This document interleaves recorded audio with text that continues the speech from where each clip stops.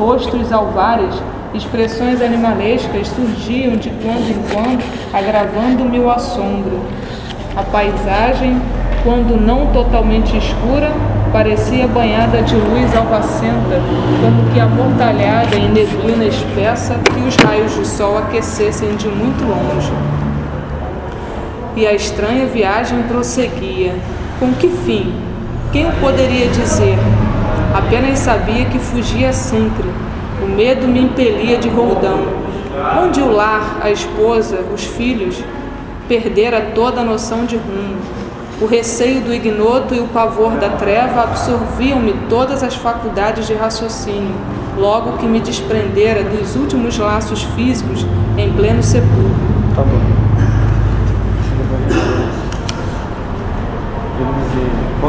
Não, eles Maria, e a estranha viagem atormentava-me a consciência. Preferiria a ausência total da razão ou não ser. De início as lágrimas lavavam-me incessantemente o rosto e apenas em minutos raros felicitava-me a bênção do sono. Interrompia-se, porém, bruscamente a sensação de alívio. Seres monstruosos acordavam-me irônico. Era imprescindível fugir deles. Reconhecia agora a esfera, diferente a erguer-se da poalha no mundo, e todavia era tarde. Pensamento angustioso atritava-me o cérebro. Mal delineava projetos de solução, incidentes numerosos, impelia-me a considerações estonteantes. Em momento algum, o problema religioso surgiu tão profundo em meus olhos. Os princípios puramente fisiológicos, políticos, científicos, figurava-se-me agora extremamente secundário para a vida humana. Significava, a meu ver, valioso patrimônio nos planos da terra, mas urgia reconhecer que a humanidade não se constitui de gerações transitórias, e sim de espíritos eternos a caminho de gloriosa destinação. Verificava que alguma coisa permanece acima de toda cogitação meramente intelectual. Esse algo é a fé, manifestação divina ao homem. Semelhante análise surgiu, contudo, tardiamente. Tá bom. Ana, vem pra gente, por favor. De fato, conheci as letras do Velho Testamento e muita vez folheara o Evangelho. Entretanto, era forçoso reconhecer que nunca procurara as letras sagradas com a luz do coração. Identificava-as através da crítica de escritores menos afeitos ao sentimento e à consciência, ou em pleno desacordo com as verdades essenciais.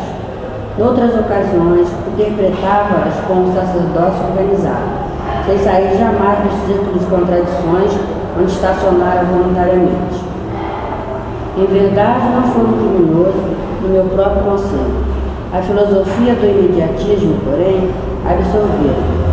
A existência terrestre, que a morte transformara, não fora assinalada de lances diferentes da caveira comum.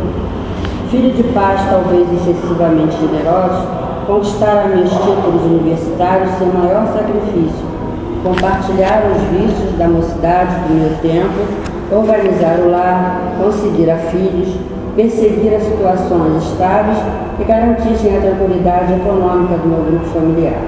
Mas, examinando atentamente a mim mesmo, algo me fazia experimentar a noção do tempo perdido. Com a silenciosa acusação da consciência, habitar a terra, gozar ali os bens, colher as bênçãos da vida, mas não lhe atribuir a sentir de débito enorme.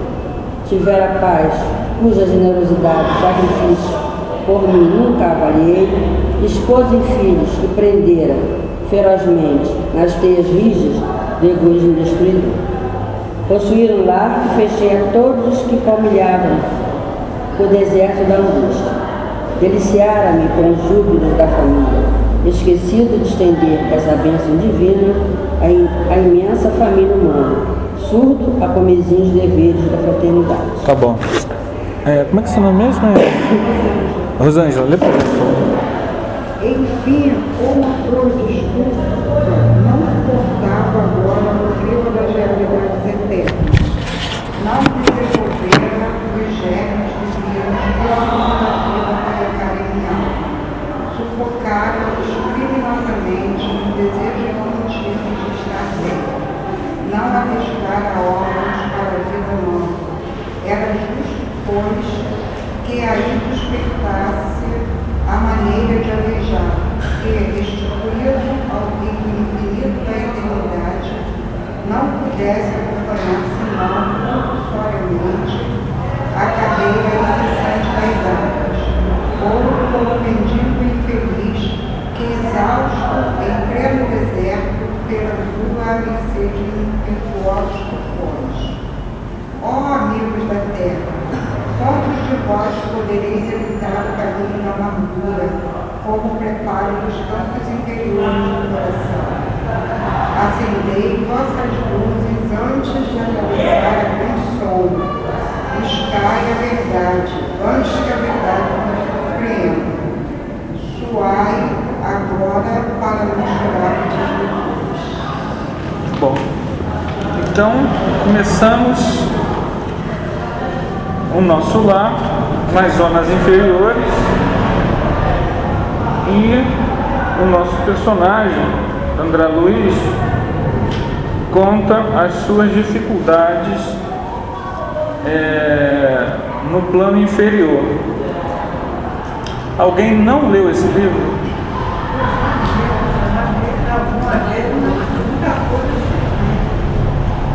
Sara já leu? Luísa já leu esse livro? Já li uns 2 anos atrás.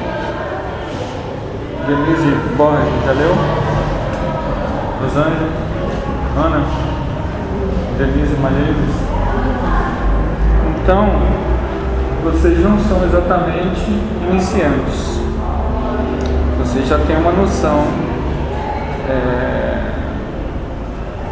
do que ele está tratando. Ele está nas zonas inferiores e está pensando, não é isso? Então vamos lá, no primeiro parágrafo, primeiro, segundo, terceiro parágrafo.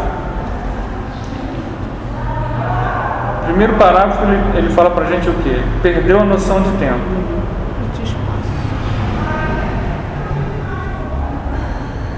E de espaço.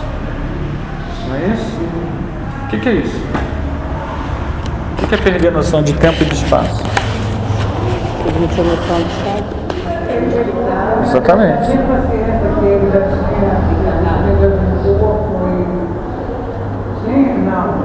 Tinha. Ele não tinha ideia de tempo. Ele estava numa região em que ele não tinha como mensurar o tempo que ele estava ali. E ele não tinha noção de espaço, quer dizer, ele não sabia onde estava. Se você fica num local, se a gente sai agora, nunca fomos a São Paulo. São Paulo é uma cidade, é a única cidade no Brasil que é maior do que o Rio de Janeiro. Então a gente nunca viu, quem nunca foi a São Paulo, eu nunca fui, não sei se você nunca viu uma cidade maior do que a nossa. Então você cai numa cidade que é maior do que a sua e que você não conhece, você não sabe, né? Onde fica para cá, para lá, você não sabe. Você fica sem noção de espaço. Se você estiver dirigindo, você não sabe para onde vai, né? Você não sabe para onde vai, porque você não sabe onde fica o quê. Você precisa de um mapa, você precisa de um roteiro.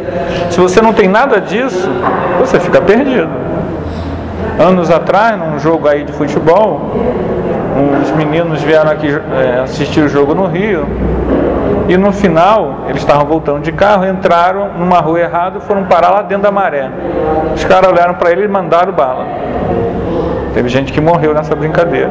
Quer dizer, eles, coitados, não tinham noção, pensaram que estavam pegando a via para Dutra, mas ainda estavam na Maré, favela da Maré. Porque a pessoa não tem noção de espaço. Então, nosso amigo está sem noção de espaço. No segundo parágrafo, ele já responde isso que a senhora perguntou. Não mais pertencer ao número dos encarnados no mundo. Então, mesmo ele não tendo noções espirituais, ele já tinha a ideia de que não estava mais vivo.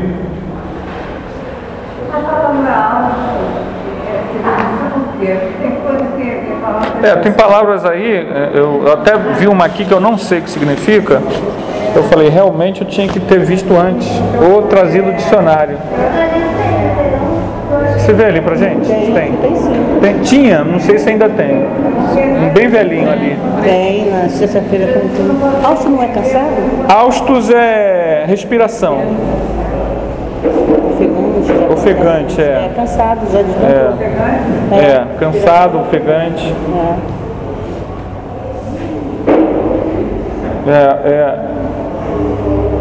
Longos austos, respiração a longos austos, quer dizer, estava.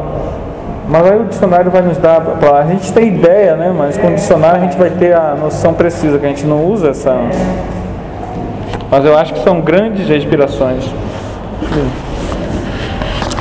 Vamos lá, primeira. FGH. Isso aqui é antigo, rapaz. A gente já viu muito isso aqui. É tragar, isso mesmo, é respiração. Aurir, sorver. Longos austos, longo. Tá? Como se estivesse cansado. Ofegante, né? Então, olha só que coisa interessante. Ele está desencarnado e está respirando. Por quê? Desencarnado respira? Desencarnado. Lá no mundo astral, no mundo espiritual, ele respira?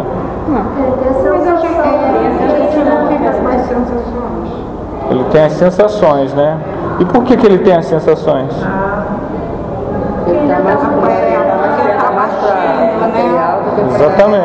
Exatamente. Quanto mais denso, pesado é o ambiente no plano espiritual, mais você reproduz todos os aspectos fisiológicos do corpo físico. Então ele fica barbado, ele fica desgrenhado, né? Eu não vou ter problema de ter cabelo desgrenhado, pelo menos disso. Agora vocês não tem jeito, é bom vocês não ir pra lá. Esse problema eu não tenho, não me compete. A gente aproveita e corta o cabelo.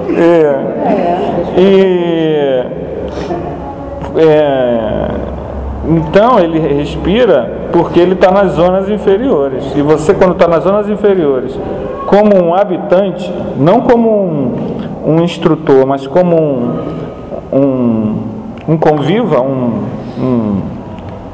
você foi convidado, você desencarnou e foi convidado a morar num umbral. Então você sente todas as pressões físicas, né? Você fica pesadão. Então, se alguém me convidar, eu vou dizer assim, não, muito obrigado. Muito obrigado pelo convite. Muito obrigado.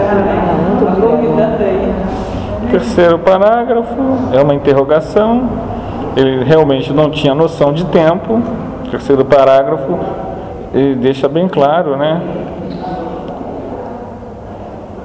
Então, agora o quarto parágrafo é grandinho, eu vou deixar para outra pessoa. Denise, você que está do meu lado. Pode comentar aí o quarto parágrafo que você quiser, qualquer questão aí, fica à vontade. Esse duende aqui é o quê? Cadê? Senti-me, na verdade, amargurado, duende. Aonde que tá? Aqui no meu. Não, no meu também tá, só não tô achando. No Corações alçados. A primeira frase. Quarto parágrafo. Amargurado duende nas grandes grades escuras do horror. Duende é uma figura mitológica. O André Luiz, ele é uma pessoa que tem uma erudição. Então, ele escreve, a gente vai precisar do dicionário, porque muitas coisas que ele diz, nós não usamos esse português clássico, castiço, né? Duende é uma figura mitológica, tem um gorrinho, às vezes é verdinho, é pequenininho, trabalha para a terra, tipo um gnomo.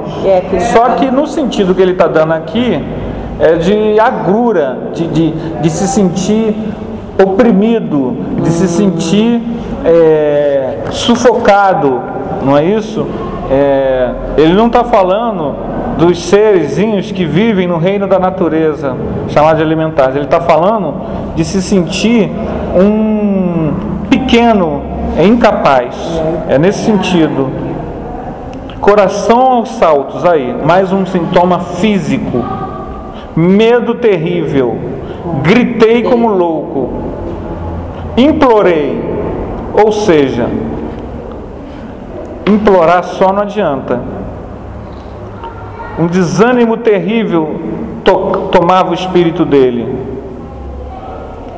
E aí ele ouvia outros lamentos, quer dizer, isso tudo é que ele gargalhadas, tudo isso ele fazia nesse estado lá achando que tudo isso, como ele mesmo sabendo que estava desencarnado, ele achava que tudo isso que ele fazia ia dar resultado, mas na verdade ele não tem noção de nada, né? Você imagina, você está no hospital na UTI, aquelas câmeras lá, não sei o que, aí pronto, você dormiu. Você acorda parecendo um cenário de filme, desses filmes que tem por aí, de apocalipse. O céu todo escuro, uma gritaria danada, gente gargalhando, gente lamentando, gente chorando. Você estava no hospital. Não, então aí o nosso pensamento é o quê? Não, se eu gritar, alguém vai me acudir, se eu gritar, alguém vem me... Você se imagina num lugar desse. Então, aí a pessoa tem essa ideia que se gritar, vai ser ajudado. Porque isso não é um filme, isso é uma realidade. Ele está num local que é assim. O espírito sofrendo mais que ele, né? Pior situação, né? Exato. A paisagem, quando não totalmente escura, o que é totalmente escuro? Não é isso? Imagina, interior aí do Rio de Janeiro, sem luz, você andando num local assim, no meio do mato, e no meio da lama. E uma coisa é você vai na casa do Jeca, vai na casa da Zelza. Aí você sabe, tá? Saiu do Jeca, tu vai a Zelza. Você não sabe onde está, você não sabe para onde vai, e você não sabe por que está ali, e os anos estão passando. Anos. Não é dia. Não é meio-dia. Né? São anos. Ele tinha, no caso aqui, ele tinha noção que estava há muito tempo, só não sabia há quanto tempo exatamente. E isso é a pior coisa que pode haver. Quando você perde a noção de tempo, é a pior coisa que pode haver. Por isso que muitos espíritos acham que a noção de inferno como algo eterno, ela às vezes aconteceu devido à impressão que o espírito tinha que aquilo nunca iria acabar. Você está numa região e você tem a noção de que tu acha que aquilo nunca vai acabar um dia. Mais ou menos isso já aconteceu com a gente, de dormir, você dorme à tarde, quando você deita está claro. Se você está sozinho, quando você acorda, a casa está toda escura, o maior silêncio, você já acorda apavorado só nesse... Você fala assim, nossa, está tudo escuro. Você fica assim, perdido ali, sem saber. A gente não gosta de ter escurecido. Hã? A gente não gosta de ter escurecido, ele também. O marido da minha colega uma vez acordou apavorado, dizendo que estava cego. Ele dormiu de tarde, ele acordou todo escuro. Eu estou cego. Quer dizer, É um desesperado, coitado. É mais ou Manda menos ele para casa isso, espírita estudar, porque ele está desesperado. É horrível. Isso é perder a noção do tempo, eu acho. Não gostei não. Aconteceu comigo, eu não sei o que quando olha, eu fiquei sem saber, por exemplo, ela quer só mudar Mas o André Luiz, nesse lugar, a gente, aqui nessa, né? Tem gente que acorda e vê tudo escuro. Ih, morri, ai meu Deus. Onde eu tô? Às vezes a pessoa não está na casa dela. Também. Vai lá, vamos lá na casa do Sérgio. Vai ter festa lá na casa do Sérgio. A gente vai para casa do Sérgio. Aí dorme lá porque ficou muito tarde, né? Não tem ônibus. Horrível isso. Né? Aí você dorme, acorda. Ué, que lugar é esse? Você está dormindo, não está dormindo em casa. Alguns segundos até você se situar. Muito menos aqui. A gente E se tiver sozinho é pior ainda, né? Nossa. Se tiver ainda com o cobertor de orelha, você olha, bom, tá aqui, né? Não tô sozinho. Mas se tiver sozinho é pior ainda a sensação, né? Aqui é como se fosse um pesadelo. É um pesadelo que não termina. Só que ele está acordado.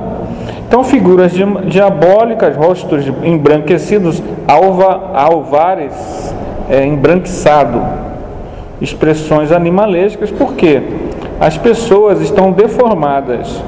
É uma característica dos planos inferiores a deformação perispiritual. Por quê? É o pensamento dele, né? O pensamento desequilibrado. Exatamente. A gente tem pessoa que diz que vê um cachorrão. Vê muita coisa, né?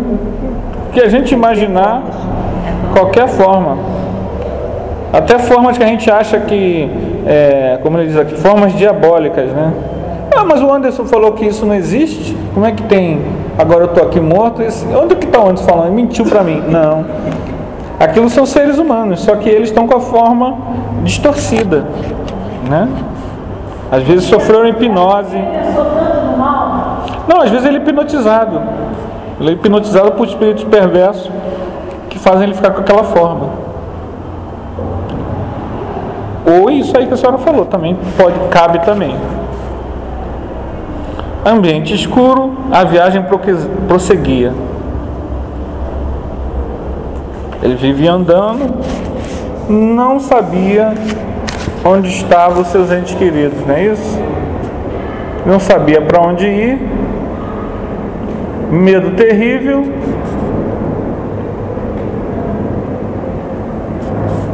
De vez em quando ele chorava, às vezes dormia, mas logo vinham acordar ele. Toalha do mundo. Não tinha noção de solução. Ele percebeu rapidamente o que? O problema religioso surgiu tão profundo a meus olhos. Quer dizer, rapidamente a gente começa a pensar na questão religiosa, não é isso? Quando a situação aperta, não é isso? Poeira leve em suspensão no ar. Esse aqui, ó, venceu. Toalha do mundo. Poeira leve.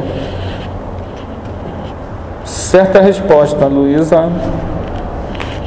Dicionário 0. Então ele começa a pensar, né, gente? Não é isso? Na questão religiosa, não é isso? Nessas horas que a gente corre, né? Mas o que? Ele percebe o quê? Que problemas filosóficos, políticos e científicos agora eram extremamente secundários para a vida humana. O que isso significa, gente? Que era útil enquanto ele estava aqui. Exato. Mas agora... O espiritual não tinha importância, não tinha... Agora ele percebe que havia um conhecimento que ele não tinha, que ele não detinha, que ele não cultivou, que era fundamental para a vida dele. E isso acontece conosco. Nós não devemos ter uma Exatamente. Nós não damos prioridade à questão religiosa, mas aqui é religiosa no sentido de espiritual, no sentido evolutivo, no sentido de crescimento espiritual. E a gente às vezes só vai pensar nisso quando chega a dor, a perda, a doença ou próximo às portas da morte, ou quando já está morto lá do outro lado. A gente nunca pensa nisso. A gente que eu falo não são vocês que estão aqui estudando isso, mas eu digo a humanidade, né? A humanidade deixa essas coisas como essas coisas. As pessoas têm medo dessas coisas. Eu não gosto de falar sobre essas coisas. Vamos mudar de assunto. Aí você vê, é o medo. As pessoas não querem saber dessas coisas.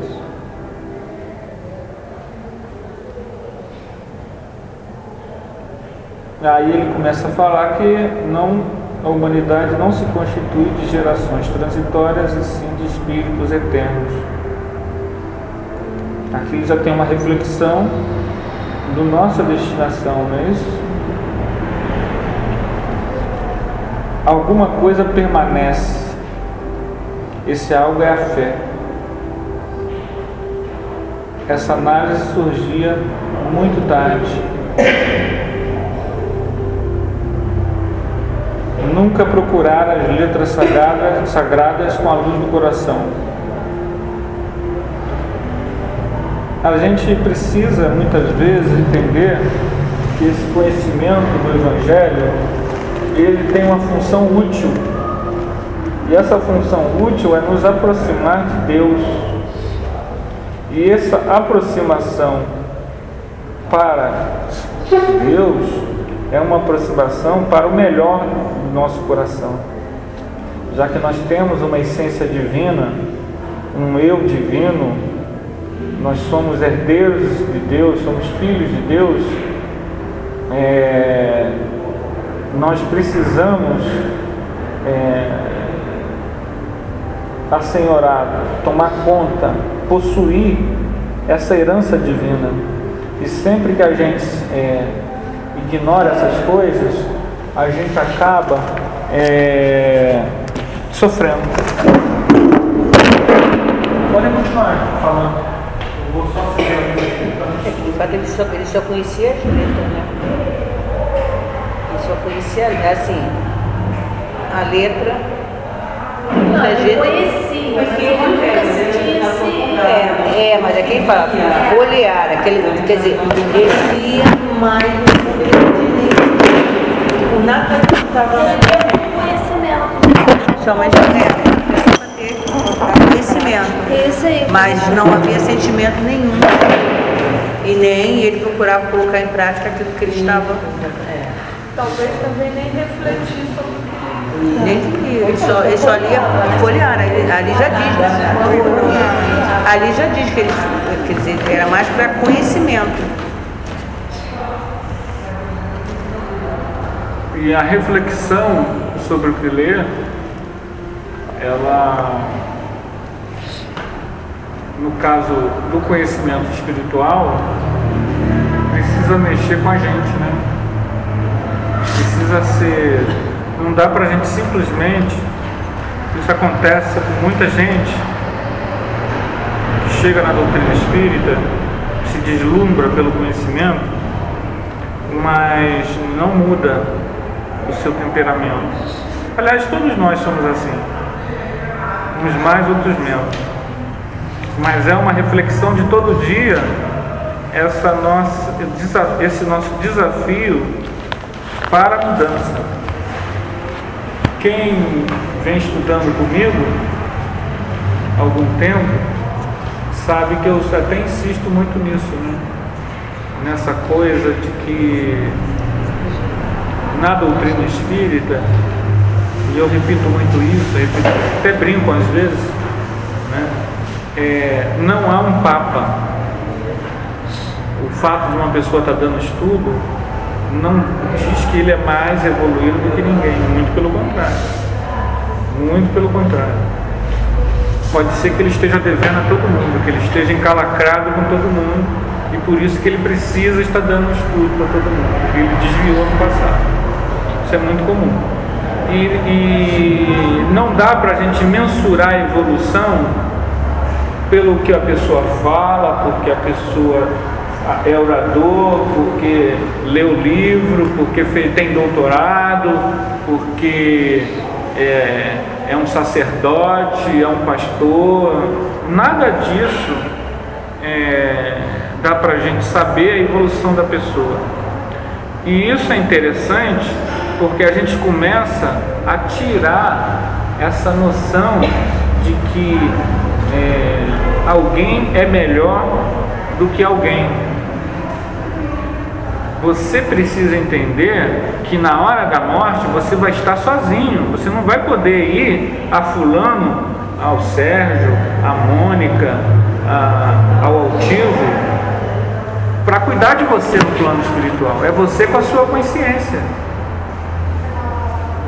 Então a gente precisa treinar e exercitar agora a nossa independência espiritual, a nossa fé, a nossa vontade, o nosso discernimento. É lógico que a gente precisa, às vezes, tomar o passe, é importante, mas mais importante é a gente ter uma meditação, ter uma prece, em que, na hora que a gente está fazendo a prece, a gente já recebe essa energia e percebe que não precisa tomar passe, porque você já se... Quando você chega nesse ponto, é hora de você sair daqui, de ser um tomador de passe, e ir assistir e dar passe, né?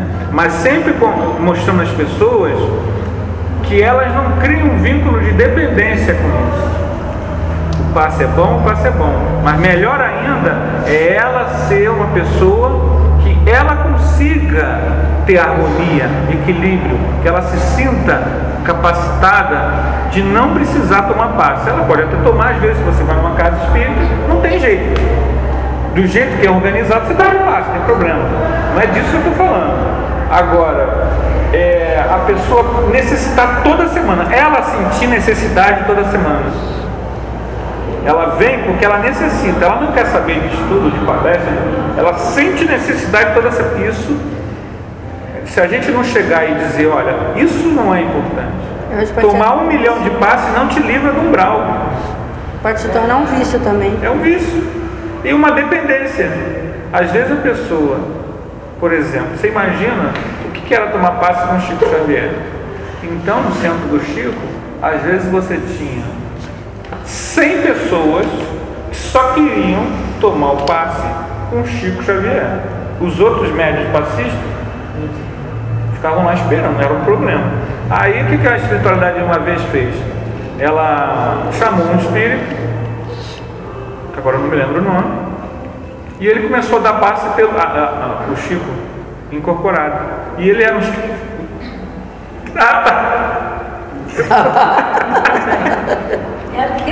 Ele dava uns tapas na pessoa, não vou fazer aqui com a luz, senão você vai bater. Aí dava uns solavancos na pessoa, aí todo mundo começou. Ô Anderson, mas eu já tomei passe com uma pessoa do meu amigo. Eu senti uma vibração gostosíssima. E já tomei com o outro e não senti. E o problema era de quem? Acho que é da gente. Eu acho que era deles. Pode ser, mas na verdade o problema pode ser do passista, sim, por que não? Mas na verdade, por que eu tomei com ele? Não, porque ali a gente não escolhe, né? Não, exatamente, mas por que eu tomei com ele? Tudo bem, é ele, a culpa é dele. Não tomo passe com o Anderson. Uma vez eu fui até perguntar a ela, não sei se se lembra disso, que eu tomei todo um passe lá, não sei o quê. Aí quando eu abro o olho, ela... Eu fiquei, será que ela sentiu o mal? Ele falou pra mim, ele não lembra, mas ele falou pra mim. Ela disse que não. Eu falei, vem cá, você sentiu alguma coisa? Não, Depois ela falou assim, que eu fiquei preocupado com aquilo na cabeça, né? Nunca mais ela faz. Ele falou pra mim. Aí ela, não, você tocou assim, eu pensei que eu devo ter encostado nela. Aí ela, você imagina, você tá dando passo, você abre o, que eu dou, geralmente eu dou passo com o olho bem fechado, ou quase semiaberto, para não ver quem é, né? Mas geralmente dá para ver quem é, mas geralmente eu deixo bem fechado, ou fecho e abro, e fecho e abro para dizer a pessoa acabou, e quando eu abri não tinha ninguém, eu só... Ele me tocou, eu falei, acabou. Abduziu. Mas veja bem, pode ser sim, até pode ser que o cidadão lá não esteja bem, mas por que eu, dentro dessa lei que não existe acaso, que chama-se sincronicidade, por que eu caí com ele? Essa aqui é a questão. Não sei se a senhora está entendendo, mas nessa questão do... Eu não tô porque a gente não escolhe. Não, mas por que eu caí com ele? Foi a casa. Não, a senhora não escolhe. Não foi escolha sua. Mas por que eu caí com essa pessoa e eu não me senti bem? E às vezes, não estou falando do caso da senhora, às vezes acontece o seguinte: a pessoa tem o que eu chamo de aliado. Aliados são espíritos que podem ser bons, podem ser maus. Eles não são mentores, não são guias espirituais, não são os guardiões. São espíritos de evolução igual a nossa ou até menor do que a nossa. Por quê? Porque a gente estava com eles lá, só que a gente renasceu, a gente aprendeu a ler. Ele não sabe ler, às vezes. Ele está numa encarnação há 500 anos, ele sabia ler, mas a última, 200, ele não sabia ler. Então ele não sabe ler. Ele gosta da gente. Se você brigou com alguém, ele não gosta daquela pessoa. A pessoa fala mal de você, ele fica perto da pessoa, a pessoa sente dor de cabeça. Ele não é um espírito. E muitas vezes você vem, ele vem contigo. Ele não gosta da casa. Ele vê aqueles homens de branco, ele não quer saber disso. Ele tira a pessoa da casa, a pessoa começa a ter antipatia. Não sei o quê. Teve uma Às pessoa vezes, que lutou para ficar aqui. às vezes a pessoa vai tomar passe e o médium passista consegue tirar aquela ligação fluídica, aqueles laços. E a pessoa, o encarnado, não se sente bem, porque ele se sente bem com aquele cidadão perto dele. E aí ele sente, é como a abstinência do cara que fuma. A pessoa que fuma, quando ela para de fumar, né? Ontem eu estava conversando com um rapaz lá no meu trabalho, eu encarnando, né? Porque negócio de fumante eu começo a encarnar. Eu começo a encarnar, não sei o que, eu vai morrer, hein? Não, ninguém morre. Ele diz, não, aquela desculpa que tô... Meu pai minha mãe morreu com 80 anos, viveu muito, e não fumava. Meu pai tem 84 e está lá fumando. Eu falei, é genética.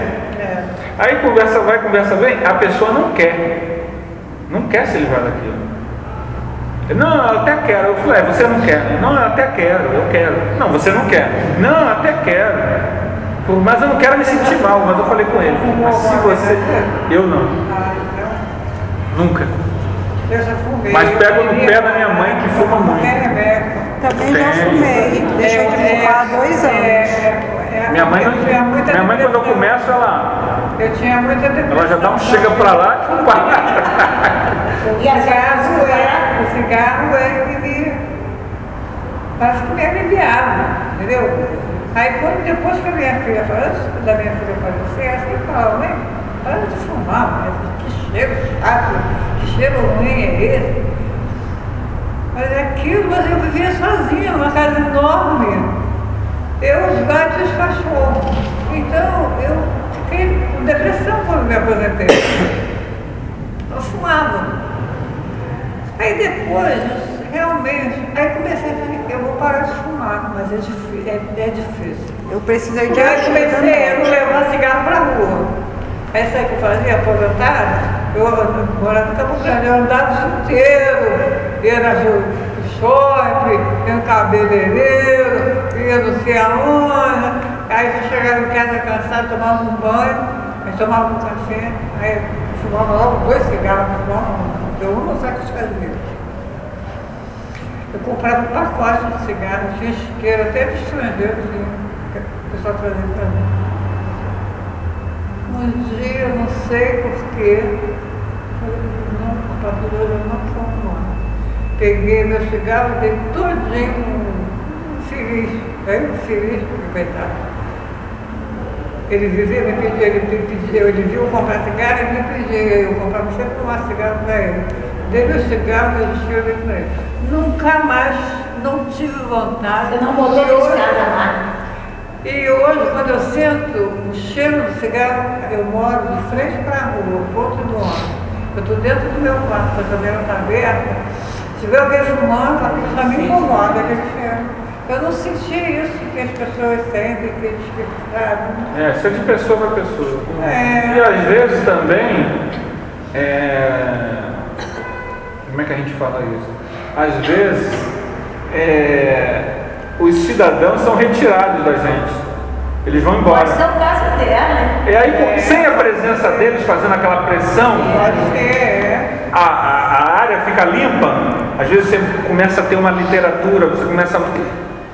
Sem aquela presença, aí você também fica sem sentir pressionado. E aí fica fácil também se livrar deles. Mas, por que eu falei disso? Eu falei disso porque a gente estava falando sobre ligações, não é isso? O assunto entrou... Não, você falou do teu amigo, você encarnava porque...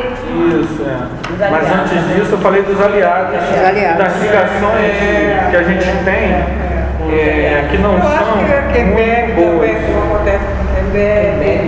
E outras drogas, eu acredito que seja isso também. Então a gente muitas vezes, está falando do passe, então estava tentando explicar por que a pessoa muitas vezes, estando no passe, não se sente bem. Às vezes acontece isso, às vezes ela desacopla aqueles espíritos que a pessoa está ligada e a pessoa se sente mal, às vezes a pessoa não volta nunca mais. O espiritual nem precisa do médium para agir, mas a pessoa vindo aqui, necessidade ou não, ela até acha que não tem necessidade, mas às vezes ela senta ali, os mentores vão trabalhar em cima dela, mas às vezes a sensação que ela vai ter não é boa, aí ela culpa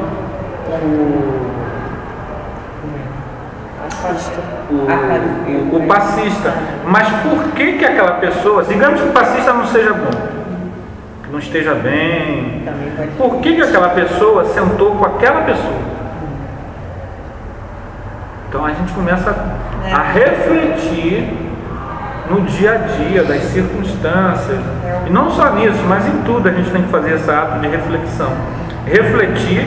E é importante, que eu queria frisar, nós precisamos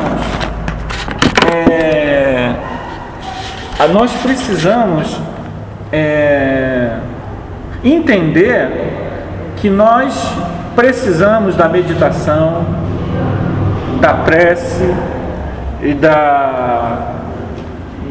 do bom pensamento, né? Outro dia a gente estava comentando que a gente tinha medo do escuro desde criança. Aí quando eu me tornei espírita, isso ainda ficou, porque você conheceu a doutrina espírita. Então quando o escuro era muito escuro, aquela escuridão total, né? Hoje em dia até sei por que isso, mas aí com o tempo, o que eu comecei a fazer? Eu quando estava no local totalmente escuro, principalmente o local desconhecido, eu começava a jogar amor, visualizar o pensamento de amor, como se fosse, eu não estou vendo nada, né? Estou só jogando aquele pensamento. Por quê? Como é a maior força do universo, eu estou jogando. Se tiver algum bicho papão, Né? Isso é culpa de mãe. Mãe que assusta a criança, depois cresce e fica com trauma na cabeça. Você jogando energia de amor, seja lá no físico aqui, ou lá no mundo espiritual, fora do corpo, você vai jogando aquela energia, aquilo tu vai equilibrando, porque nada resiste a essa força. Essa independência todos nós temos que ter. Nós não podemos ficar a vida toda ai, minha mulher incorporou. Ai, Mônica, isso aqui acontecia. Ai, Mônica, minha mulher está incorporando. Tinha um amigo nosso que era assim. A pessoa, a mulher incorporou de novo. Ai, eu saio do quê? A mulher incorporou. E aí, a gente não podia sair toda hora para desincorporar a mulher dele, né? Ele tinha que, eu falei, olha, faz o seguinte. Quando ela incorporar, você dá uma surra de Bíblia. Não, falei isso não. Que no instante o Espírito sobe. Não. Você estende as mãos e começa a fazer uma prece em voz alta. Mas eu não sei dar passo aqui. Meu amigo, na emergência, você estende as mãos e tem fé, vai e chama Jesus, entende? E estende as mãos e imagina como se fosse um super-herói que está saindo luz das suas mãos. Acabou, ele conseguiu. Mesmo, porque às vezes você fica com aquela limitação e às vezes a casa, o orador, a casa espírita dá essa limitação. Não, você tem que. Não, mas você tem um filho. O filho está ali. Você vai sair de madrugada aí na minha casa para dar um passe? Não. O melhor passe é o passe da mãe. Não, nenhum médium passista consegue dar um passe mais amoroso do que a mãe. Vocês podem ter certeza. Exato. Então a mãe é melhor. Então você chega às vezes, sempre que. Olha, você vai acariciando e vai imaginando pétalas de flor caindo sobre a criança, né? Claro que você tem que ir no médico, fazer tudo o que tem que fazer, medicina, né? Porque o fluido, ele é bom, mas o médico também é inspirado por Deus, não é isso? E a prece, a oração, a gente não é limitado a fazer isso. A gente não pode se limitar só a pegar, morreu meu ente querido, boto lá na caixinha. Não, faça uma prece ao seu ente querido. Mas as nossas preces para os entes queridos, né?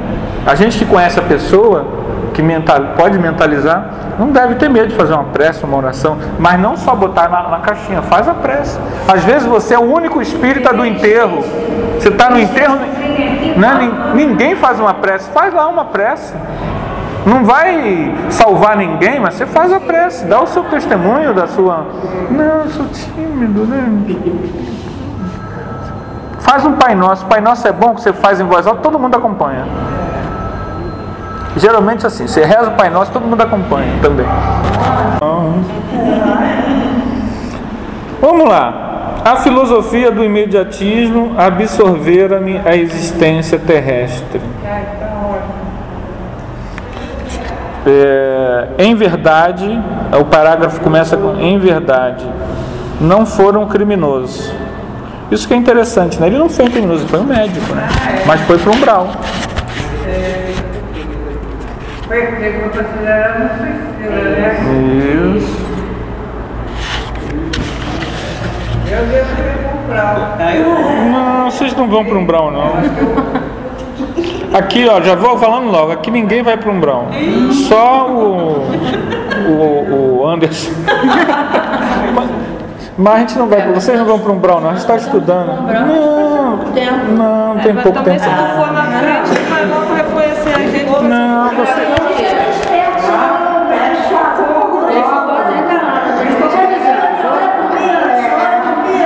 Esquece o negócio de umbral, gente. A gente desencarna, vem os nossos entes queridos, vem os nossos entes queridos, as pessoas que nos conheceram. Falou, eu não assisti, eu tive que conversar com a menina ali, mas eu acho que ele estava falando justamente sobre isso também. O início. Os amigos vêm buscar. Os amigos. Depois separa, vai para um lugar, para outro. Aí aquilo ali que ele falou. Olha, mas às vezes. Eu não sei, que eu não escutei a palestra dele, então. Eu não estava conseguindo dormir. pensamentos que eu não estava gostando. Aquilo que ia me derrubar. Aí eu comecei a mentalizar, porque com muitos anos de reunião mediúnica, você vai conhecendo meus amigos, até de nome. Eu comecei a mentalizar todo mundo, Exato. se eu tiver um umbral, também não fazer isso. Não, mas olha só, gente, esse negócio de umbral, vamos entender. O umbral é uma zona inferior de vibração pesada, pesadíssima. Então, existem inclusive vários níveis de umbrais. As pessoas que vão para lá, e boa parte da população vai mesmo, uma boa parte vai para lá porque está com a consciência culpada. As pessoas que estão buscando um conhecimento espiritual, um conhecimento religioso, que é sincero, ele não é perfeito, ele é sincero. Ele é católico, está lá, ele se dedica, ele faz as músicas, ele canta, ele tem imperfeições, mas ele é sincero. Ele é espírita, ele está estudando, ele está lendo, ele faz uma visita, ele quer se melhorar, ele quer mudar. Ele é ateu, não acredita em nada, mas é uma pessoa do bem, generosa, amiga. As pessoas não vão. Não vão, gente. É a lei do mérito. Você não. Eu recomendo a todos que leram o nosso lar, leiam também E a Vida Continua. Alguém aqui já leu esse livro? Você já leu? E a Vida Continua. É o último livro de André Luiz. O que tem no E a Vida Continua, quem leu, que de curioso sobre isso?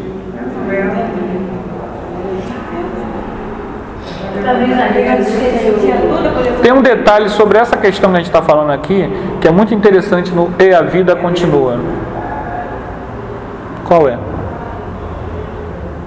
A personagem está doente. O que acontece? Ela vai fazer uma operação.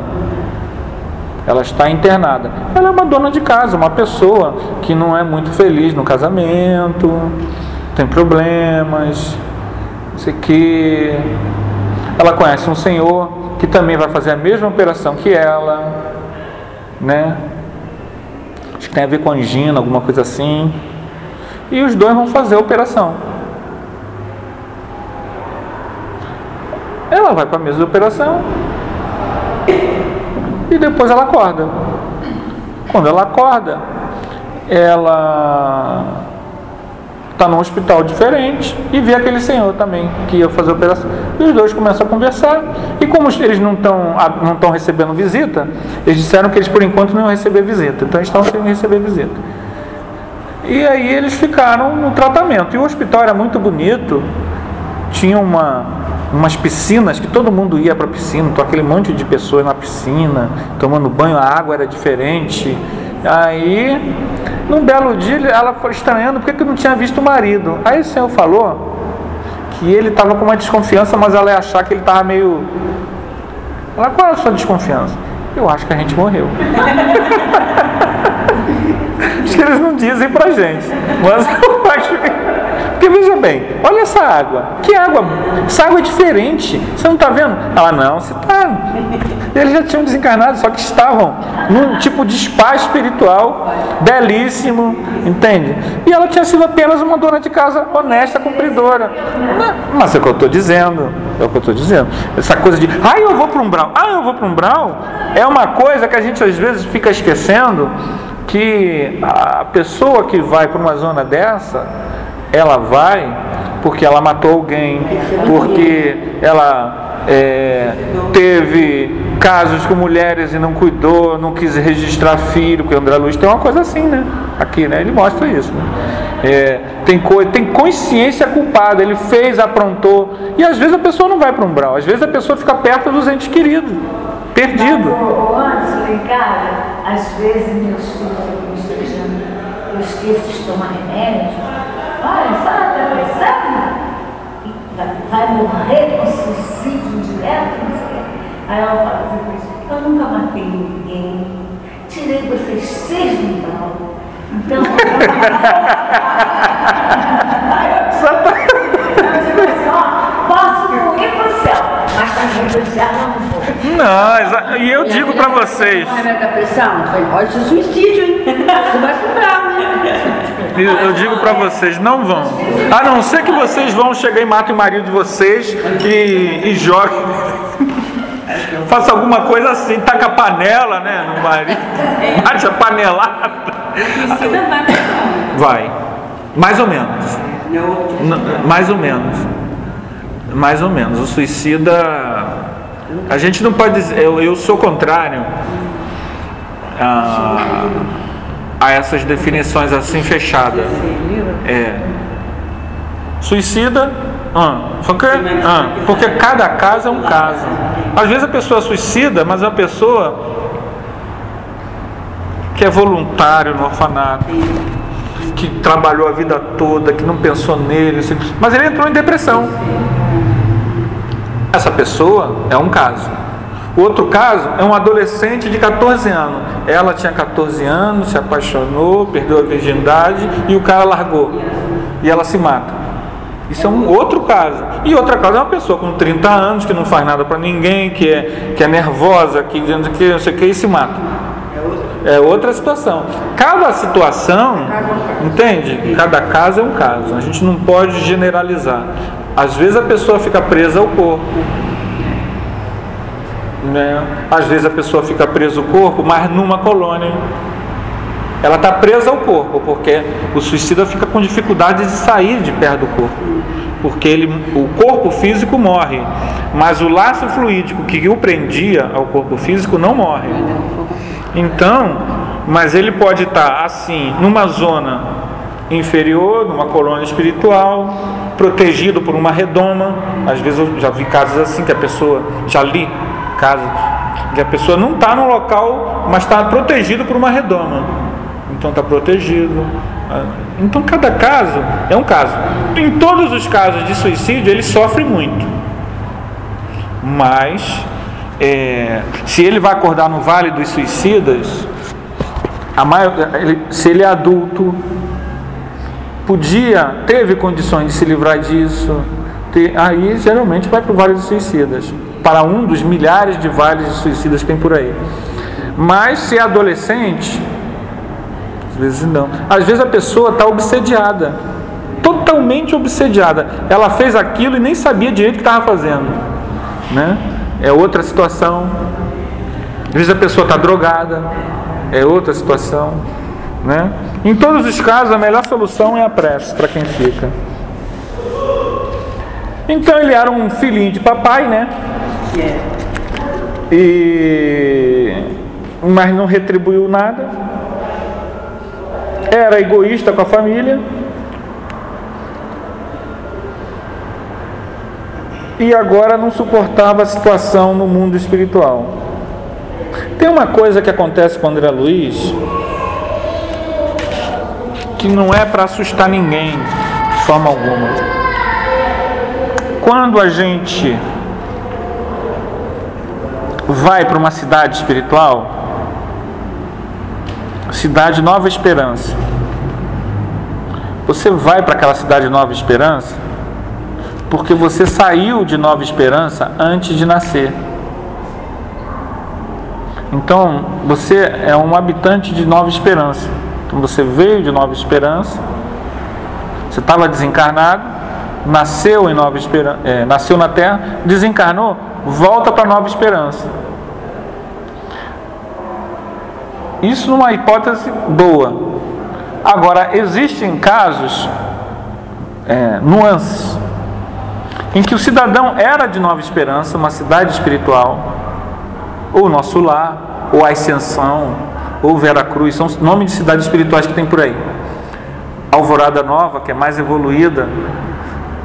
O cara era de Nosso Lar, ele renasce, só que ele faz a vida dele de tal forma que ele, quando desencarna, não está no nível de vibração da cidade espiritual dele.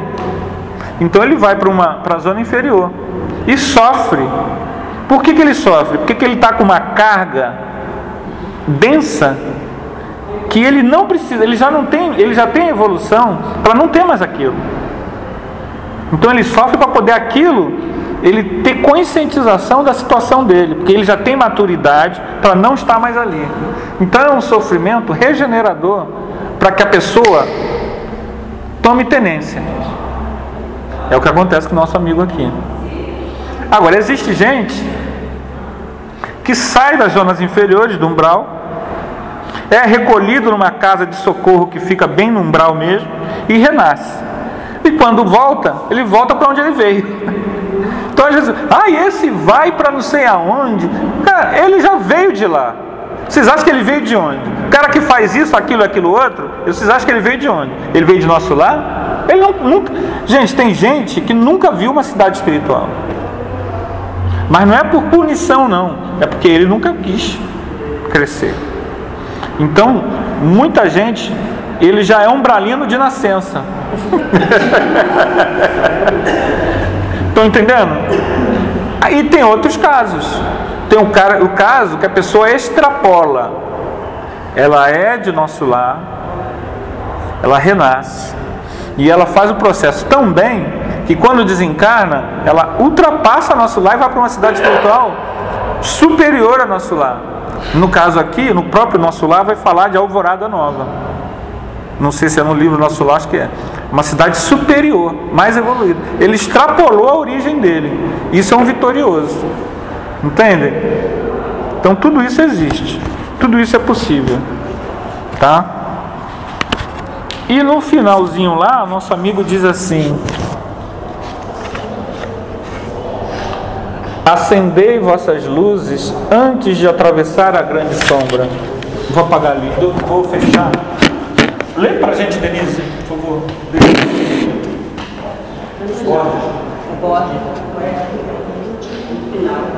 Para o último parágrafo aqui, Ó amigos da terra, quantos de vós não quereis evitar o caminho da amargura com o preparo dos campos interiores do coração? Acendei vossas luzes antes de atravessar a grande sombra. Buscai a verdade, antes que a verdade vos surpreenda. Suai agora para não chorardes depois. Forte, né? Quer comentar? Assim, uma mensagem que ele deixa para que não percamos tempo, né? E ficarmos parados e não queremos seguir à frente, fingirmos que não estamos vendo, né? Tentar ludibriar, achar que a gente está conseguindo antes de desencarnar. voltar novamente para Porque aquilo que o Anderson estava falando, às vezes eu tenho experiência disso, né? Pessoas que convivem comigo, que às vezes a gente fala determinadas coisas, a gente passa como chato, né? Aí fica, lá vem você falar isso de novo. Aí eu digo, ontem a gente tudo na sala rimos muito do meu filho, porque ele é um que vive falando isso, meu mais velho. Tudo ele fala isso. Ai mãe, já vem você, mãe, já vai começar? Já vai começar? Aí terminou com a namorada e a namorada ligou chorando. Aí a namorada ligou chorando e falou assim: Luzenta, não aguento mais. No telefone, não aguento mais, eu quero morrer, eu vou me matar. Ele ficou desesperado. Aí ele ficou assim pra ela no telefone: que isso, menina? Olha, quando se você se matar, chega na espiritualidade, é pior do que você tiver matado alguém. Aí quando ele largou o telefone, o Felipe: Denise se encarnou, quer dizer, ele reclama comigo e que eu vou responder. Mas alguma coisa fica, ele está aprendendo. Reclama, é o Felipe encarnando dele, né? Quer dizer, é engraçado. Está conseguindo assimilar, tá vendo? Tenta fugir, mas não adianta, né? O conhecimento espiritual, ele é diferente do conhecimento meramente religioso ou conhecimento como esses que a gente dá na escola, que o aluno fica lá com raiva de você porque você está lhe dando aula para ele. O conhecimento espiritual atinge o íntimo do espírito. Por quê? Porque todo jovem, toda criança, ela já esteve no plano espiritual. E ela sabe, é o contrário de você estar falando da história da carochinha. Lá no íntimo dele, no íntimo mais íntimo, ele sabe que aquilo é uma realidade. Então lá no Leon Denis, eles fazem uma coisa que eu acho muito interessante, que eles com os bebês, eles fazem estudo. Os bebês estão lá e eles começam a falar de doutrina espírita, porque o espírito sabe que aquilo é bom para ele. E você sabe que a minha neta começou agora, vai fazer um mês do dia 20, estava chorando com cólica, não dormia, nem deixava os pais dormir. Aí a Sheila falou, vou levar no meu tempo para tomar paz. Levou na quarta-feira, disse que ela ficou tranquila, dormiu a noite toda. Agora vou levar sábado outra vez. E eles falam com as crianças ao Espírito Eterno que está ali. E a criança, ela não vai entender nada, é criança. O cérebro dela está desenvolvendo, mas o Espírito sabe. E aquilo fica registrado. Então essas verdades espirituais, elas penetram na nossa... Não estou dizendo que a gente tem que chegar em casa, subir no púlpito. Para aí, para a novela. Vamos lá, livro dos Espíritos. Não vamos fazer isso, né? Não vamos fazer isso. Pelo amor de Deus. Porque ele disse batismo, eu explico pra você. Ah, mãe, não faz isso não, mãe. Não é isso que eu estou dizendo. Não, mas tudo tem hora, tudo tem lugar. Hora do culto, hora aí do não culto. tem novela. Aí não tem novela. Isso é que eu digo lá em casa sempre. Hora do culto, hora do culto. Não tem novela. É o que eu falo assim. Ó amigos da terra, quanto de vós podereis evitar o caminho da amargura? Acendei vossas luzes antes de atravessar a grande sombra. Buscai a verdade antes que a verdade vos surpreenda. Suai agora, para não chorardes depois. Esse é o nosso grande desafio. O desafio de toda a nossa vida. Suar agora, vencer os desafios emocionais que nos oprimem, vencer o nosso primitivismo, a nossa barbárie, a nossa má vontade em abrir mão das coisas, vencer a nossa preguiça mental de estudar, preguiça, comodismo de estudar, vencer o ócio, vencer a indiferença, vencer esse umbral que existe dentro de nós. Toda a encarnação na Terra tem como objetivo, toda a encarnação humana tem como objetivo a superação de seus traços dificultosos, seus traços equivocados e a construção de traços fortes, de fortalecimento, de crescimento. Entender que cada dificuldade que nós passamos são desafios para promover o nosso crescimento interior. Nosso maior problema hoje na Terra é o afetivo emocional sexual. Essa ausência de maturidade afetivo emocional sexual nos traz dor, nos traz decepção, nos traz frustração, nos traz vazio e nos traz, consequentemente, percepções erradas, escolhas erradas, ações erradas. Precisamos vencer esse autoassédio, essa auto-obsessão, essa lavagem cerebral que nos condiciona a nos tornar objetos sensórios tão somente. O autoconhecimento exige de nós um esforço pelo amadurecimento afetivo. E isso só se consegue quando a gente começa a compreender que o outro não é para nós. O outro não é um objeto de uso. O outro não é o fim. Ter com o conhecimento que livros como esse, Nosso Lar, nos dá, reperspectivar nossa visão de mundo. Hoje, agora é o momento da mudança. Hoje, agora é o momento do suor.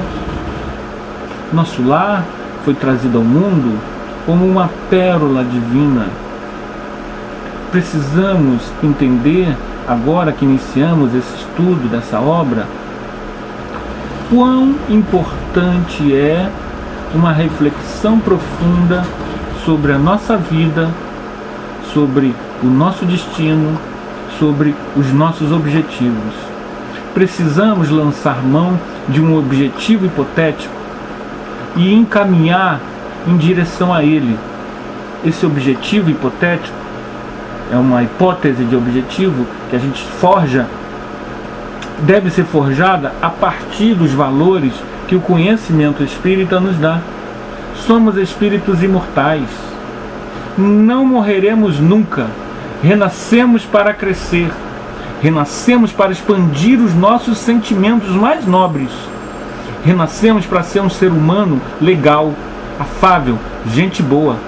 Então a gente precisa entender que tudo que tisne, que nuble, que dificulte esse objetivo hipotético deve ser trabalhado para ser categoricamente eliminado das nossas vidas. Isso chama-se programação reencarnatória. Nós objetivamos uma hipotética programação reencarnatória hipotética. Você cria mentalmente, dentro das bases do conhecimento espírita que a gente já tem, e a partir daí você traça um objetivo silencioso, seu, quieto, resoluto, com coragem, para você vencer cada uma dessas etapas e chegar ao fim da sua vida com vitória. Vitória sobre você mesmo. Para isso, gente, nosso maior inimigo somos nós. Nós somos o nosso maior inimigo. Precisamos começar a trabalhar os mecanismos de defesa que nós temos. Nós nos defendemos muito para preservar a nossa autoimagem. Muitas vezes essa defesa categórica das nossas justificativas, elas vão contra o conhecimento espiritual.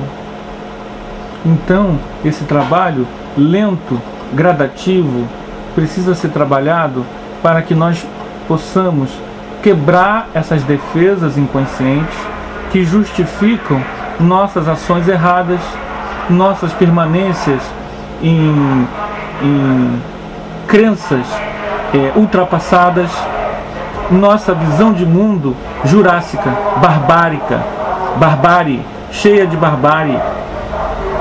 Isso só será possível se nós suarmos a camisa da evolução, da dedicação em demolir todos os conceitos que criam resistências para manter-nos orgulhosos e egoístas. Todas as argumentações que nós criamos para justificar ações que nos prendem à terra, a visão materialista. Tudo isso que a gente cria para se defender, para se valorizar, é assédio, auto-obsessão, auto-assédio. Nós temos que, aos poucos, suar a camisa e vencer a nós mesmos. Tá bom, gente? Vamos ficar por aqui.